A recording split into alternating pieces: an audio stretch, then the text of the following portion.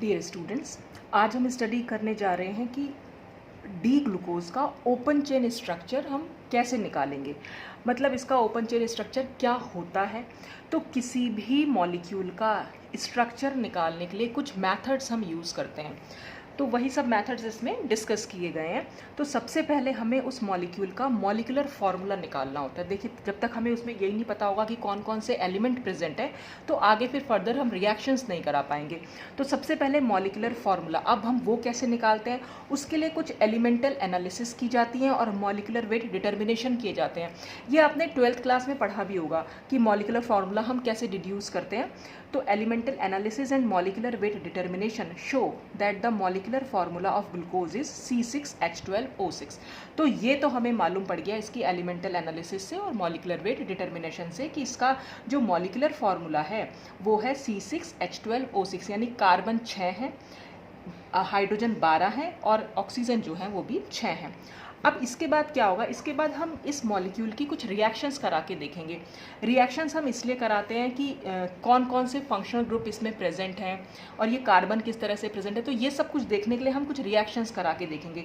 तो सबसे पहले हम इसमें पता लगा रहे हैं कि presence of a straight chain of 6 carbon atoms, कि इसमें 6 कार्बन एटम की एक स्ट्रेट चेन है। स्ट्रेट माने एक सीधी चेन बनी हुई है।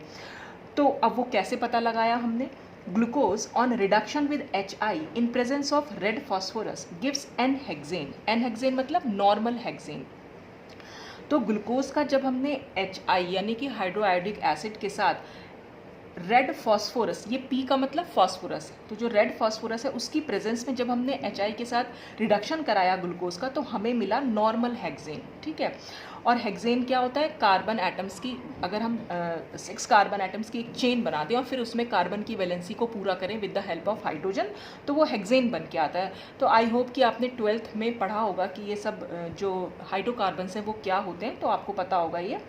Since N-hexane is a straight chain compound, अब क्योंकि जो नॉर्मल हेक्सेन है वो एक स्ट्रेट चेन कंपाउंड है, तो hence glucose must have a straight chain of a 6 carbon atom. इसलिए हमने मान लिया कि ग्लूकोज में भी 6 कार्बन एटम की चेन रही होगी। मतलब ये हमारा ग्लूकोज है, ये हमने HI लिया, रेड फॉस्फोरस के साथ हमने इसकी रिएक्शन कराई तो इसका रिडक्शन हुआ और रिडक्शन से हमें मिला नॉर्मल हेक्सेन। और नॉर्मल हेक्सेन कैसे लिख सकते हैं, ये CH3 है, मतलब कार्बन की हमें 6 कार्बन एटम्स की चेन। अगर हमें देखिए हेक्सेन लिखना है तो हम कैसे लिखेंगे, पहले हमने 6 कार्बन बना लिए, ये 1 2 3 4 5 6। अब कार्बन की 4 वैलेंसी होती हैं, तो यहाँ वैलेंसी से मतलब यहाँ पर जो बॉन्ड आपको दिखाई दे रहा है, तो इस कार्बन से क्योंकि एक ही बॉन्ड दिख रहा है, हमें इस कार्बन से 4 बॉन्ड बनाने हैं, तो हमने ये 4 बॉन्ड बना लिए। और इन 4, ये जो बाकी की, मतलब एक बॉन्ड तो यहाँ है ही जो कार्बन से अटैच है, तो बाकी की जो 3 बॉन्ड है, यानी कि जो बाकी की 3 वैलेंसी हैं, उसे हमें हाइड्रोजन से पूरा करना है, यानी हमें वहाँ पर सिर्फ हाइड्रोजन लिख देना है। अब हमने इस कार्बन को देखा, इस कार्बन की 2 वैलेंसी हमें दिख रही है, यानी कि 2 बॉन्ड दिख रहे हैं, तो हमने इसके 2 बॉन्ड और बना दिए। क्यों, क्योंकि हर कार्बन की हमें 4 वैलेंसी पूरी करनी है, तो हमने 4 बॉन्ड बनाए और जो यहाँ पर बचा हुआ है वहाँ पर भी हाइड्रोजन लगा दिया। ऐसे ही इस कार्बन की 2 वैलेंसी हैं, ये हाइड्रोजन, ये हाइड्रोजन, फिर ये हाइड्रोजन, ये हाइड्रोजन, ये हाइड्रोजन, ये हाइड्रोजन, यहाँ पर हाइड्रोजन, ये हाइड्रोजन और ये हाइड्रोजन। तो आप देख रहे हैं ये हो गया CH3 और ये भी हो गया CH3, और बाकी कितने CH2, ये CH2 है, ये भी CH2 है, ये भी CH2 है, तो कितने CH2 है, 4 CH2 है। तो इसी को हमने क्या लिख सकते हैं हम, CH3 CH2 का होल 4 और फिर हमने लिखा CH3। तो ये हो गया हमारा नॉर्मल हेक्सेन, क्योंकि 6 कार्बन एटम के लिए हम हेक्स वर्ड यूज़ करते हैं और सिंगल बॉन्ड्स हैं सारे, इसलिए हम उसमें सफिक्स लगाते हैं एन। तो ये आपने अगर नॉमेनक्लेचर पढ़ा है ऑर्गेनिक का तो आपको आता भी होगा। तो ये हेक्सेन, इसलिए ये हम इसको नाम दे रहे हैं कि ये हेक्सेन है। तो अब हम ये मानते हैं कि क्योंकि इसके रिडक्शन से हमें ये कंपाउंड मिला, तो जो प्रोडक्ट हमारा बन के आ रहा है, इसका मतलब वो प्रोडक्ट का जो बेसिक स्ट्रक्चर है वो इस मॉलिक्यूल में भी प्रेजेंट रहा होगा। तो इसका बेसिक स्ट्रक्चर क्या है कि ये कार्बन की 6 कार्बन की एक स्ट्रेट चेन है, सीधी चेन बनती चली जा रही है। तो इसलिए हमें ये माना कि ग्लूकोज में भी ये 6 कार्बन एटम की एक स्ट्रेट चेन प्रेजेंट है। तो इससे हमें सिर्फ इतना मालूम पड़ गया कि ग्लूकोज के पास 6 कार्बन की एक स्ट्रेट चेन है। तो जैसे मैं इसको ऐसे लिख दूँ, जाए ये और ये 1 2 3 3 और 3 6, तो ये हटा दो बस। चाहे आप इसको सीधा लिख लीजिए और चाहे आप इसको ऐसे लिख लीजिए, कैसे भी लिख सकते हैं। तो हमें पहले चीज से मालूम पड़ा कि 6 कार्बन की एक स्ट्रेट चेन हमने अभी बना दी। अभी हम वैलेंसी पूरी नहीं कर रहे हैं, अभी हम सिर्फ इतना लिख दे रहे हैं, ठीक है। फिर हमने पता लगाया इसमें रिएक्शन के थ्रू कि प्रेजेंस ऑफ कार्बोनिल ग्रुप, कि इसमें एक कार्बोनिल ग्रुप क्या होता है, जिसको हम इस तरह से लिखते हैं, ठीक है। ये कार्बोनिल ग्रुप एल्डिहाइड ग्रुप भी हो सकता है। एल्डिहाइड कैसे हो जाएगा, जब हम यहाँ पर एक हाइड्रोजन लगा देंगे तो ये CHO बन जाएगा। और कीटोनिक ग्रुप भी हो सकता है। कीटोनिक ग्रुप में क्या करेंगे, बस ये C डबल बॉन्ड हो, खाली इतना होगा तो ये कीटोनिक ग्रुप है, ठीक है। और अगर ये ऐसे हुआ तो यहाँ पर 2 कार्बन्स होंगे और यहाँ पर सिर्फ एक कार्बन होगा, ठीक है। तो इस तरह से CHO ग्रुप अगर है तो एल्डिहाइड ग्रुप है, और ये C से दोनों C जुड़े हुए हैं तो ये कीटोनिक ग्रुप हो गया। अब अगर ये कीटोन या एल्डिहाइड, इसी को हम कार्बोनिल ग्रुप बोल दे रहे हैं। तो यानी कि बेसिक स्ट्रक्चर कार्बोनिल ग्रुप का हो गया खाली इतना। तो हमने ये पता लगाया कि इसमें कार्बोनिल ग्रुप है। और कैसे पता लगाया, फिर हमने रिएक्शन कराई। और ये सारी रिएक्शंस जो है मैं पहले भी डिस्कस कर चुकी हूँ जनरल प्रॉपर्टीज ऑफ ग्लूकोज में। अगर आपने वो वीडियो नहीं देखा है तो आप वो वीडियो भी पहले देख लीजिएगा, ठीक। लिंक जो है आपको डिस्क्रिप्शन बॉक्स में मिल जाएगा, नहीं तो आप अपने चैनल की प्लेलिस्ट में भी जाकर देख सकते हैं। Glucose reacts with hydroxylamine to form monoxime or adds only 1 mole of HCN to give cyanohydrin showing the presence of a carbonyl group। देखिए ग्लूकोज इसमें क्या करता है, हाइड्रोक्सिल एमीन के साथ, मैंने रिएक्शन आपको पिछली बार समझाई थी, रिएक्ट करेगा और उसके साथ एक मोनोऑक्साइन बनाएगा। देखिए रिएक्शन मैंने आपको बताई थी, मैंने यहाँ लिखी हुई नहीं है, ये है वो रिएक्शन। हाइड्रोक्सिल एमीन ये था, ये आपको याद हो, मैंने पिछली बार वीडियो में डिस्कस की थी। मोनोऑक्साइन ये बना। मोनोऑक्साइन से मतलब क्या है कि खाली एक ही ऑक्साइन ग्रुप इसमें प्रेजेंट है। एन डबल बॉन्ड NOH होता है, ये होता है ऑक्साइन ग्रुप। खाली एक ऑक्साइन ग्रुप प्रेजेंट है तो हम इसको बोल रहे हैं मोनोऑक्साइन, ठीक है। अब अगर तो क्योंकि यहाँ पर मोनोऑक्साइन बन रहा है, इसी से हमें मालूम पड़ रहा है कि यहाँ पर सिर्फ एक कार्बोनिल ग्रुप प्रेजेंट है। अगर 2 कार्बोनिल ग्रुप प्रेजेंट होते तो यहाँ पर डाईऑक्साइन बनता, यानी कि दूसरे कार्बन पर भी यहाँ पर NOH हमें जुड़ा हुआ मिलता है। लेकिन हमें क्योंकि ग्लूकोज का ऑक्साइन नहीं मिला, खाली मोनोऑक्साइन मिला है, इसका मतलब है यहाँ पर सिर्फ एक कार्बोनिल ग्रुप प्रेजेंट है। और फिर इसमें लिखा है आगे, या फिर adds only 1 mole of HCN to give cyanohydrin. अब देखिए HCN की रिएक्शन भी है। HCN में भी इसने यही किया हुआ है कि यहाँ पर, ये रिएक्शन मैंने आपको लास्ट वीडियो में अच्छे से समझाई हुई भी थी। यहाँ पर क्या हुआ कि जो ये कार्बन है, ये वाला कार्बन ही यहाँ पर एसिमिट्रिक। देखिए अगर इस स्ट्रक्चर और इस स्ट्रक्चर में हम कंपैरिजन करें तो ये जो नीचे के जो ये वाले बॉटम कार्बन्स हैं ये बिल्कुल सेम है। चेंज कहाँ पर आया है, चेंज सिर्फ इस टर्मिनल कार्बन पर, यानी जो कॉर्नर वाला कार्बन है या फर्स्ट कार्बन जो है सिर्फ उसमें चेंज आया है, वो एक एसिमेट्रिक कार्बन एटम बन गया है, ठीक है। और क्योंकि एक ही कार्बन एटम, यानी इसने क्या करा, सिर्फ एक मॉलिक्यूल ऑफ HCN से रिएक्शन करी और साइनोहाइड्रिन बनाया। अब अगर यहाँ पर 2 कार्बोनिल ग्रुप प्रेजेंट होते तो फिर ये 2 मॉलिक्यूल ऑफ HCN से रिएक्ट करता। तो क्योंकि एक ही से किया, इससे हमें मालूम पड़ा कि इसमें सिर्फ एक कार्बोनिल ग्रुप प्रेजेंट है। और HCN या हाइड्रोक्सिल एमीन की जो रिएक्शंस होती हैं ये ज़्यादातर कार्बोनिल ग्रुप्स देते हैं। अभी आप लोगों ने पढ़े नहीं हैं, कार्बोनिल ग्रुप्स नहीं पढ़े होंगे, उनकी जनरल प्रॉपर्टीज़ जो होती हैं उसमें होता है कि ये हाइड्रोक्सिल एमीन और HCN के साथ रिएक्शन करते हैं और HCN के साथ साइनोहाइड्रिन बनाते हैं और हाइड्रोक्सिल एमीन के साथ ऑक्साइन बनाते हैं। तो ये उनकी प्रॉपर्टी होती है कार्बोनिल ग्रुप की। तो यहाँ से हमें ये मालूम पड़ा कि इसमें एक कार्बोनिल ग्रुप प्रेजेंट है, तो या तो वो एल्डिहाइड ग्रुप हो सकता है या वो कीटोन हो सकता है। तो अभी हम आगे पता लगाएंगे कि वो कौन सा ग्रुप है। तो आपने करना क्या है, ये पूरी लैंग्वेज तो आपने यहाँ से लिख लेनी है और जो ये रिएक्शन है ये आपको यहाँ से लिखनी है, जो मैंने पहले आपको जनरल प्रॉपर्टी समझाई थी, या आप अभी भी इसका स्क्रीनशॉट लेके रख सकते हैं। तो ये दोनों रिएक्शंस भी आपको यहाँ पर लिखनी है। मैंने रिएक्शन दोबारा से नहीं लिखी है क्योंकि मैं आपको पहले ही समझा चुकी हूँ, ठीक है। तो ये रिएक्शन भी यहाँ पर ज़रूर लिखनी है, ये ध्यान रखिएगा। जब भी हम कभी कोई स्ट्रक्चर डिस्कस करेंगे तो हमेशा लैंग्वेज के साथ उसकी रिएक्शन ज़रूर देनी है। तो आप इसका स्क्रीनशॉट ले लीजिए।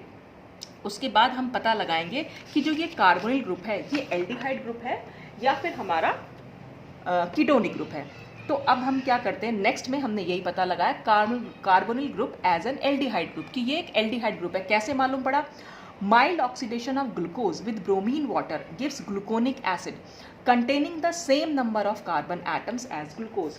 देखिए ये रिएक्शन भी मैंने आपको लास्ट वीडियो में समझाई थी जब हमने इसका माइल्ड ऑक्सीडेशन ग्लूकोज का डिस्कस किया था।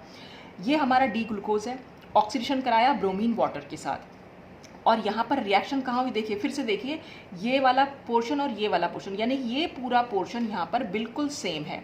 रिएक्शन कहाँ हुई है, सिर्फ यहाँ। चेंज कहाँ है, रिएक्शन होने से मतलब होता है चेंज कहाँ पर आया है। देखिए यहाँ पर C डबल बॉन्ड OH था, यहाँ पर C डबल बॉन्ड OH हो गया है। तो चेंज CHO ग्रुप जो है वो COOH में चेंज हो गया। ये मैंने आपको लास्ट वीडियो में भी समझाया था कि जब भी हम एल्डिहाइड को ऑक्सीडाइज करते हैं तो हमेशा एसिड बन के आते हैं। तो ये एसिड बन गया है और माइल्ड ऑक्सीडेशन हुआ है इसका।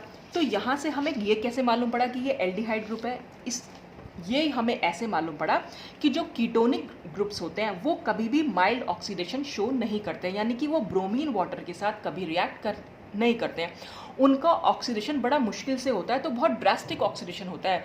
जनरली हम नाइट्रिक एसिड यूज़ कर लेते हैं, तब उनका ऑक्सीडेशन हो पाता है। और वहाँ पर भी क्या होगा, कार्बन कार्बन चेन जो है वो ब्रेक हो जाती है। ये जो कार्बन कार्बन चेन बनी हुई है ये बिल्कुल ब्रेक हो जाएगी, तब वहाँ पर कीटोनिक ग्रुप प्रेजेंट होगा। तो यहाँ पर कोई ब्रेकेज नहीं हुई है, सिंपल एक ऑक्सीजन जो है वो ऐड हो गया। ये जो एक ऑक्सीजन है जो ब्रोमीन वाटर से हमें मिला, वो सिर्फ एक ऑक्सीजन यहाँ पर ऐड हो गया, कोई लॉस नहीं हुआ हाइड्रोजन का, कुछ नहीं। तो एल्डिहाइड की ये प्रॉपर्टी होती है कि वो सिर्फ ऑक्सीजन को एक्सेप्ट कर लेता है और एल्डिहाइड ग्रुप एसिडिक ग्रुप में चेंज हो जाता है। तो ये रिएक्शन भी आपको यहाँ पर लिखनी है, इस लैंग्वेज के बाद ये रिएक्शन आपको यहाँ पर लिखनी है, ठीक है। अच्छा, फिर इसमें क्या लिखा है, हाँ, और हाँ, एल्डिहाइड की ये भी पहचान है कि जितने एटम्स जितना भी हमने कार्बन एटम्स यहाँ रिएक्टेंट मॉलिक्यूल में होंगे, उतने ही कार्बन एटम्स यहाँ पर एसिड ग्रुप में भी प्रेजेंट होंगे। तो यहाँ पर अगर आप देखें, कार्बन के नंबर में कहीं कोई चेंज नहीं है, यहाँ पर भी 6 ही कार्बन है और यहाँ पर भी 6 ही कार्बन है, ठीक है। अच्छा, अब तो यहाँ से हमें क्या मालूम पड़ा कि this indicates the presence of a carbonyl group as aldehyde group. यहाँ से तो हमें ये मालूम पड़ गया क्योंकि माइल्ड ऑक्सीडेशन यहाँ पर हो गया ग्लूकोज का। कीटोनिक ग्रुप होता तो नहीं हो पाता, ठीक है। अब सिंस बॉन्ड CHO, जब भी हम कोई ग्रुप लिखते हैं तो हमेशा उसके पहले बॉन्ड जरूर बनाते हैं, और कितने बॉन्ड बन सकते हैं वो उतना बॉन्ड हमें वहाँ बनाने होते हैं। जैसे कि मैंने आपको अभी दिखाया कि कार्बोनिल ग्रुप जो एल्डिहाइड ग्रुप है वहाँ पर क्या होगा, C डबल बॉन्ड O, ये एक H होगा और यहाँ से एक कार्बन कहीं और जुड़ा हुआ होगा, ठीक है। तो इसका मतलब ये है, ये एक मोनोवेलेंट ग्रुप है। और अगर ये मोनोवेलेंट का मतलब इसकी सिर्फ एक वैलेंसी, सिर्फ एक ही बॉन्ड से अटैच्ड हो सकता है ये, तो it must be eight C1, यानी कार्बन 1 पर ये प्रेजेंट रहा होगा। देखिए अब क्या है, ये कार्बन 1, अगर हमने ग्लूकोज का भी क्या पता लगाया था कि 6 कार्बन की चेन है, तो अगर ये नंबर 1 कार्बन, मैं इसको नाम दे दूं, मतलब नंबर डालूं, तो ये 1 2 3 4 5 6 है, ठीक है। तो यहाँ पर वो CHO ग्रुप जो है वो प्रेजेंट है। अब हमें कैसे मालूम पड़ा, हम कह रहे हैं मोनोवेलेंट है ये। देखिए अगर हम कार्बन की वैलेंसी की बात करें तो कार्बन की होती है 4 वैलेंसी, ठीक है। तो अगर मैं इसको वैलेंसी की फॉर्म में लिखना चाहूँ तो ये मैं इसको कैसे लिख सकती हूँ, C डबल बॉन्ड O, ये H, और यहाँ से कार्बन से जुड़ा, मैंने सिर्फ इतना पोर्शन लिखा है आपके सामने, ये वाला। तो कार्बन की 4 वैलेंसी हो गई, 1 2, हमें सिर्फ बॉन्ड काउंट करने होते हैं कार्बन के, वो उसकी वैलेंसी को शो करते हैं। तो 1 2 3 4, ठीक है। तो अगर ये टर्मिनल यानी कि कार्बन 1 पर ही प्रेजेंट होगा, अगर ये कार्बन 2 पर प्रेजेंट होता, तो कार्बन 2 पर प्रेजेंट होने के लिए हम कैसे लिखते हैं इसको, मान लीजिए ये यहाँ पर ऊपर मैं कार्बन बनाती सिंपल, नीचे दूसरा कार्बन बनाती, और दूसरे कार्बन पर क्योंकि हमें डबल बॉन्ड O और ये H और फिर नीचे वाले कार्बन से भी जोड़ना पड़ता, ठीक है। तो अब कार्बन की वैलेंसी काउंट कर लीजिए, 1 2 3 4 5, तो ये स्ट्रक्चर तो गलत हो जाता। तो यहाँ पर 5 वैलेंसी नहीं, कार्बन की तो खाली 4 वैलेंसी शो करनी है हमें। और हमें ये भी मालूम पड़ा कि ये CHO जो होता है, एल्डिहाइड ग्रुप जो होता है, वो मोनोवेलेंट है, खाली एक ही वैलेंसी से वो दूसरे कार्बन से अटैच्ड है। जैसे यहाँ पर है, ये CHO ग्रुप है और खाली एक ही बॉन्ड से वो दूसरे कार्बन से अटैच्ड है। तो वही मैंने यहाँ पर इसको पूरा खोल के लिखा। तो इसी से हमें मालूम पड़ा कि ये कार्बन नंबर 1 पर प्रेजेंट होगा। चाहे तो आप इसको यहाँ लिख सकते हैं और चाहे आप यहाँ लिख सकते हैं, कैसे भी, पर क्योंकि हमने नंबर 1 इसको दे दिया तो हमने यहाँ नंबर 1 पे CHO ग्रुप को जोड़ दिया। तो अब हमें इतना पोर्शन हमें मालूम पड़ गया है। अच्छा, इसके बाद क्या आएगा, तो ये रिएक्शन जो थी वो वाली ब्रोमीन वाटर वाली, वो जरूर लिखिएगा यहाँ पर। अब presence and position of 5 hydroxyl group, अब हम ये प्रूफ करेंगे कि इसमें 5 हाइड्रोक्सिल ग्रुप्स हैं और उनकी पोजीशन क्या है वो भी बताएंगे। हाइड्रोक्सिल ग्रुप क्या होगा, बॉन्ड और फिर O और H, वो होता है hydroxyl group. Since 1 molecule of glucose reacts with 5 molecules of acetic anhydride and gives pentaacetate, it must have 5 hydroxyl group। अब देखिए ये रिएक्शन भी मैंने आपको पहले डिस्कस की थी, लेकिन तब हमने साइक्लिक स्ट्रक्चर के साथ डिस्कस की थी। तो यहाँ पर क्योंकि हम ओपन चेन स्ट्रक्चर डिस्कस कर रहे हैं, तो मैंने ये रिएक्शन को दोबारा से आपके सामने लिख दिया है। ये होता है एसिटिक एनहाइड्राइड। ये मैंने लास्ट वीडियो में बताया था कि AC का मतलब होता है CH3CO, एसाइल ग्रुप होता है ये, यहाँ पर एसिटाइल ग्रुप हम इसको बोल सकते हैं। तो ये CH3CO का होल ट्वाइस हो जाएगा और फिर O। तो इसी को अगर मैं खोल के लिखना चाहूँ तो हम कैसे लिख सकते हैं, CH3 C double bond O, फिर O, ये C डबल बॉन्ड O और ये CH3। तो अगर मैं इसको शॉर्ट में लिखूं तो ये 2 और O ऐसे लिख सकते हैं, या इससे भी CH3CO को क्योंकि हम AC बोलते हैं तो ये AC2O आप कैसे भी लिख सकते हैं, चाहे आप ऐसे लिख लीजिए, चाहे आप ऐसे, और चाहे आप इसको ऐसे लिख दीजिए। तो शॉर्ट में लिखने के लिए हमने AC2O कर दिया। ठीक, अब रिएक्शन कैसे हो रही है, ये मैंने लास्ट वीडियो में भी आपको समझाया था कि रिएक्शन कैसे हुई है यहाँ पर। तो वहाँ पर मैंने आपको समझाया भी था कि ये जो 5 एसाइल ग्रुप हैं, ये यहाँ पर इस H को रिप्लेस करके यहाँ पर लग जाते हैं। तो जहाँ जहाँ OH ग्रुप प्रेजेंट होगा वहीं पर एसिटाइलेशन पॉसिबल होता है। ठीक है, ये हाइड्रोक्सिल ग्रुप की जो है रिएक्शंस होती हैं। ठीक है, अब क्योंकि यहाँ पर 5 एसिटाइल ग्रुप जुड़े हुए हैं, इसका मतलब इसमें 5 हाइड्रोक्सिल ग्रुप ज़रूर प्रेजेंट है, और 5 हाइड्रोक्सिल ग्रुप हमें यहाँ पर दिख भी रहे हैं ग्लूकोज में। हालांकि अभी तो स्ट्रक्चर हमने डिड्यूस नहीं किया, पर हम ये मान के चल रहे हैं कि ये स्ट्रक्चर है इसका। तो देखिए 4 OH तो ये है और 5वां OH ये है, क्योंकि फर्स्ट पे तो हमने CHO को बना दिया है। ठीक है, तो जो पहला कार्बन था वहाँ पर तो CHO आ गया है, बाकी सब में OH ग्रुप प्रेजेंट है, तो हम अपने आप से वो OH ग्रुप लगा देंगे। ये हमने यहाँ लगा दिया OH। ठीक है, क्योंकि 5 OH थे, 5 एसाइल ग्रुप जुड़े थे, तो हमने 5 जो है वो OH यहाँ पर लगा दिए। तो हमारे पास ये स्ट्रक्चर जो है अभी तक निकल के आया। अच्छा, फिर हम क्या प्रूव करेंगे, फिर हम प्रूव करेंगे presence of primary alcoholic group. Alcoholic group मैंने अभी आपको बताया, एल्कोहलिक ग्रुप क्या होता है, एल्कोहलिक ग्रुप होता है ये बॉन्ड OH ग्रुप। अब हम कह रहे हैं प्राइमरी एल्कोहलिक ग्रुप। अब ये प्राइमरी, सेकेंडरी और टर्शरी 3 टाइप के एल्कोहलिक ग्रुप होते हैं, उनको हम कैसे दिखा सकते हैं।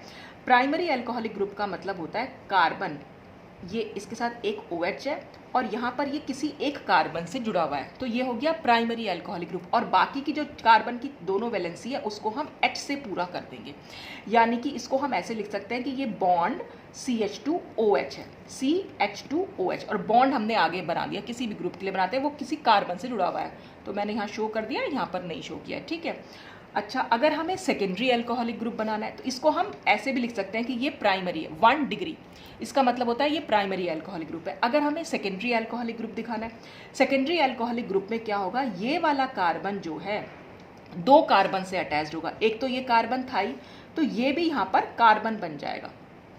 ठीक है, इस तरह से आएगा ये। तो सेकेंडरी एल्कोहलिक ग्रुप हो गया हमारा खाली CHOH। तो CHOH को हम कैसे लिख सकते हैं, ये ऐसे CH और OH, ये हमारा हो गया सेकेंडरी एल्कोहलिक ग्रुप, जिसमें खाली CHOH और बाकी दोनों बॉन्ड है। अब अगर हमें टर्शरी एल्कोहलिक ग्रुप दिखाना है तो टर्शरी को हम कैसे दिखाएंगे, जब ये कार्बन जिससे कि OH ग्रुप जुड़ा हुआ है, अगर वो 3 कार्बन से अटैच्ड है, तो ये एक कार्बन, ये दूसरा कार्बन और ये हो गया तीसरा कार्बन। और इसको हम यहाँ कैसे दिखा सकते हैं, ये 3 बॉन्ड बना दिए कार्बन के और ये OH, तो इसको हम दिखाते हैं 3 डिग्री से। तो ये हो गया हमारा टर्शरी एल्कोहलिक ग्रुप। ठीक, तो ये ध्यान रखिएगा, प्राइमरी का मतलब है जिस कार्बन से OH जुड़ा हुआ है, अगर वो सिर्फ एक कार्बन से अटैच्ड है और बाकी दोनों हाइड्रोजन है, ठीक है, तो वो होता है primary alcoholic group. Secondary alcoholic group, जिस कार्बन से OH जुड़ा हुआ है वो कार्बन अगर 2 कार्बन से अटैच्ड है और बाकी उसका हाइड्रोजन है, तो CHOH हो गया, तो वो सेकेंडरी। और वो कार्बन जो हाइड्रोक्सिल ग्रुप से जुड़ा हुआ है वो बाकी के 3 कार्बन से अटैच्ड है, तो वो हो जाएगा टर्शरी एल्कोहलिक ग्रुप। तो हम बात कर रहे हैं प्राइमरी एल्कोहलिक ग्रुप की, यानी कि CH2OH ग्रुप इसमें प्रेजेंट होगा कहीं ना कहीं। अब वो कहाँ पर है, further oxidation of gluconic acid. अब ये ग्लूकोनिक एसिड हमारा कब बना था, जब हमने ब्रोमीन वाटर के साथ इसको, देखिए यहाँ पर था ना, डी ग्लूकोज को जब हम ब्रोमीन वाटर के साथ कराते हैं तो जो ये बना, यहाँ से सिर्फ COH में चेंज हुआ तो ये ग्लूकोनिक एसिड बना। अब इसी ग्लूकोनिक एसिड को जब हम फर्दर ऑक्सीडाइज कराएंगे किसके साथ, विद नाइट्रिक एसिड, तो ये क्या देगा, गिव्स ग्लूकारिक एसिड, तो हमें ग्लूकारिक एसिड मिलेगा। This indicates the presence of a primary alcoholic group. इसी से हमें मालूम पड़ेगा कि इसमें प्राइमरी एल्कोहलिक ग्रुप है। कैसे मालूम पड़ा, सिंस, क्योंकि oxidation occurs with the loss of 2 hydrogens and a gain of 1 oxygen atom, क्योंकि ऑक्सीडेशन जब हुआ तो उसमें 2 हाइड्रोजन एटम का लॉस हुआ और एक ऑक्सीजन एटम का गेन हुआ। तो पहले तो आप ये स्क्रीनशॉट ले लीजिए, फिर मैं आपको इसकी रिएक्शन भी दिखा देती हूँ। देखिए जो रिएक्शन के थ्रू क्या था, ग्लूकोज का हमने लिया सबसे पहले ब्रोमीन वाटर के साथ इसका ऑक्सीडेशन कराया तो हमें मिला ग्लूकोनिक एसिड। ग्लूकोनिक एसिड में चेंज कहाँ पर हुआ, खाली इतने पोर्शन में चेंज आया, ये सब कुछ सेम रहा। जब हमने HNO3 क्योंकि स्ट्रॉन्ग ऑक्सीडाइजिंग एजेंट है तो वो क्या करेगा, इस प्राइमरी अल्कोहलिक ग्रुप को भी, बाकी सारे सेकेंडरी अल्कोहलिक ग्रुप है तो वहाँ पर इसने अटैक नहीं किया है, सिर्फ प्राइमरी अल्कोहलिक ग्रुप को इसने चेंज कर दिया एसिडिक ग्रुप में। अल्कोहलिक ग्रुप भी पहले एल्डिहाइडिक ग्रुप में ऑक्सीडाइज होगा और एल्डिहाइडिक ग्रुप फिर फाइनली जो है वो एसिडिक ग्रुप में ऑक्सीडाइज होता है, क्योंकि हमने स्ट्रॉन्ग ऑक्सीडाइजिंग एजेंट लिया। तो डायरेक्टली ये इस अल्कोहलिक ग्रुप को इस एसिडिक ग्रुप में ऑक्सीडाइज कर देता है। तो अब देखिए इस CH2OH से जब ये COOH बना, अब देखिए इस स्ट्रक्चर और इस स्ट्रक्चर में क्या चेंज है, ये पूरा सेम है, ये सब कुछ सेम है, ये पूरा ऊपर का पोर्शन ये पूरा का पूरा सेम है, खाली यहाँ पर चेंज आया है। तो जब यहाँ पर चेंज आया है, और ये तो हमारा बेस यहीं से चल रहा था, तो जब ये बेस यहाँ से चल रहा था इसी से हमें मालूम पड़ा कि यहाँ पर जो है ये स्ट्रक्चर तो हमें पहले से ही मालूम है ग्लूकारिक एसिड का, ठीक है। अब इसमें और इसमें कंपैरिजन करें, CH2OH और COOH में क्या चेंज हुआ है, कार्बन कार्बन सेम है, एक OH भी सेम है, ये OH भी, सिर्फ यहाँ पर H2 है और यहाँ पर एक ऑक्सीजन है, यानी कि 2 हाइड्रोजन का लॉस हो गया, वो निकल गए और एक ऑक्सीजन जुड़ गया, गेन हो गया उसका। तो इससे हमें मालूम, और ये सब कुछ काम कैसे हो सकता है, ये प्राइमरी अल्कोहलिक ग्रुप से ही हो सकता था। तो प्राइमरी अल्कोहलिक ग्रुप CH2OH होता है, तो CH2OH से COOH का बनना, इससे हमें मालूम पड़ता है कि यहाँ पर एक प्राइमरी अल्कोहलिक ग्रुप जो कि लास्ट इस पे प्रेजेंट है, लास्ट कार्बन पर प्रेजेंट है, क्योंकि इसमें और इसमें चेंज जो है वो सिर्फ लास्ट कार्बन में ही चेंज आया है। तो इसलिए हमें ये मालूम पड़ा कि ये लास्ट कार्बन पर एक प्राइमरी अल्कोहलिक ग्रुप है। तो हम इसको लिख देंगे कि ये जो है CH2OH है, ये लास्ट कार्बन था ना हमारा, तो हमने ये CH2OH कर दिया, ठीक। तो कार्बन की अगर हम वैलेंसी देखें तो कार्बन की पूरी वैलेंसी भी हो रही है इस कार्बन की, एक वैलेंसी तो ये है, दूसरी वैलेंसी ये है, और बाकी के 2 हाइड्रोजन जुड़े हुए हैं तो बाकी की दोनों इससे पूरी हो रही है, तो कुल मिलाकर 4 वैलेंसी इस कार्बन की पूरी हो रही है। और बाकी जो है कार्बन की, तो हमें इतना स्ट्रक्चर इसका मालूम पड़ गया और यही इसका पॉसिबल स्ट्रक्चर है। अब कार्बन के जो बाकी बचे कार्बन हैं उनकी हमें वैलेंसी पूरी करनी है। तो देखिए अगर हम ऊपर वाले कार्बन की बात करें तो ऊपर वाला कार्बन डबल बॉन्ड O से, ये एक H से और एक, ये पूरी 4 वैलेंसी इसकी हो रखी है, चाहे हम इसको ऐसे लिख लें खोल के और चाहे हम इसको ऐसे लिख लें।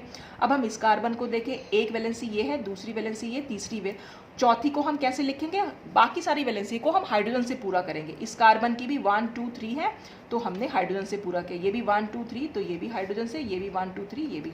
तो ये जो हमारे पास निकल के आया, ये इसका पॉसिबल स्ट्रक्चर निकल के आ गया कि ये ओपन चेन स्ट्रक्चर जो है, अभी हम बाकी कुछ नहीं बता रहे हैं, सिर्फ इतना बता रहे हैं कि ये जो है इसका एक पॉसिबल स्ट्रक्चर जो है निकल गया, जो मैंने यहाँ पर लिखा हुआ भी है। 10 glucose molecule has 6 carbon atoms in a straight chain, वो हमने शुरू में पता लगा लिया कि 6 कार्बन एटम्स की एक स्ट्रेट चेन है विद 1 एल्डिहाइड ग्रुप, जिसमें कि एक एल्डिहाइड ग्रुप है, 1 प्राइमरी हाइड्रोक्सिल ग्रुप, एक प्राइमरी हाइड्रोक्सिल ग्रुप है, and in all 5 hydroxyl group, और कुल मिलाकर जो है वो प्राइमरी हाइड्रोक्सिल ग्रुप का हाइड्रोक्सिल ग्रुप मिला लिया है हमने, इन ऑल जो है वो 5 हाइड्रोक्सिल ग्रुप हैं। तो हमें ये सब बातें मालूम पड़ी। तो keeping in view the tetravalency of carbon, फिर हम क्या करेंगे, वही कार्बन की 4 वैलेंसी को हम ध्यान में रखेंगे, and the structure of D glucose में बी रिटन एज, तो डी ग्लूकोज का स्ट्रक्चर हम कुछ इस तरह से लिख सकते हैं। ये 6 कार्बन हमने इसमें बना दिए, एक कार्बन प्राइमरी अल्कोहलिक ग्रुप दिखा दिया, बाकी के 4 जो है अल्कोहलिक ग्रुप जोड़ दिए, हाइड्रोक्सिल ग्रुप जिसको हम कह रहे हैं, तो कुल मिलाकर 5 हाइड्रोक्सिल ग्रुप हैं, 1 2 3 4 और ये 5, और टर्मिनल कार्बन यानी कि नंबर 1 पर हमने एल्डिहाइड ग्रुप शो कर दिया। और ये जो कार्बन के ऊपर मैंने ब्लैक एस्टेरिक बनाए हैं, इसका मतलब है ये जो 4 कार्बन एटम है ये एसिमेट्रिक कार्बन एटम है, एसिमेट्रिक या कायरल कार्बन एटम है। एसिमेट्रिक या कायरल का मतलब होता है वो कार्बन एटम जिससे 4 डिफरेंट ग्रुप जुड़े हुए हों। देखिए अगर हम इस कार्बन से देखें तो एक CH2OH है, एक H है, एक OH और एक ये पूरी की पूरी चेन जुड़ी हुई है। इस कार्बन से देखें तो इस कार्बन से ये पूरा ग्रुप जुड़ा हुआ है, ये H जुड़ा हुआ है, ये OH और ये पूरा ग्रुप जुड़ा है। तो हर कार्बन यानी कि ये जो 4 कार्बन है, ये 4 कार्बन जो है एसिमेट्रिक कार्बन एटम है। Since glucose has 4 asymmetric carbon atoms, so number of isomers of glucose is, तो अब हम इस ग्लूकोज के नंबर ऑफ आइसोमर्स पता लगा सकते हैं। नंबर ऑफ आइसोमर्स पता लगाने के लिए फॉर्मूला होता है 2 to the power n, और n का मतलब होता है number of asymmetric carbon atoms. और क्योंकि ग्लूकोज के पास 4 एसिमेट्रिक कार्बन एटम है तो इसके आइसोमर्स जो हो जाएंगे टोटल 16 हो जाएंगे। तो 16 आइसोमर्स यहाँ पर इसके पॉसिबल है। तो हमने आज जो डिस्कस किया वो खाली इसका पॉसिबल स्ट्रक्चर डिस्कस किया। अब हम नेक्स्ट वीडियो में जो डिस्कस करेंगे वो हम ये देखेंगे कि इन कार्बन का कॉन्फ़िगरेशन क्या है।